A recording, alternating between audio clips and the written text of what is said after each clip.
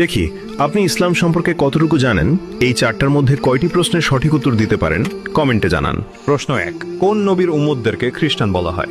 এ মুসা আলাইহিসসালাম, বি ঈসা আলাইহিসসালাম, সি নূহ আলাইহিসসালাম।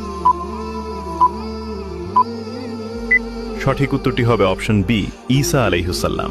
প্রশ্ন 2, কোন নবীর উম্মতদেরকে ইহুদি বলা হয়? এ দাউদ আলাইহিসসালাম, বি মুসা আলাইহিসসালাম, সি ইউনুস আলাইহিসসালাম। সঠিক উত্তরটি হবে অপশন বি মুসা আলাইহিসসালাম। প্রশ্ন 3, আল্লাহর পাঠানো সর্বপ্রথম আসমানি কিতাব কোনটি? এ ইনজিল, বি জবুর, সি তাওরাত।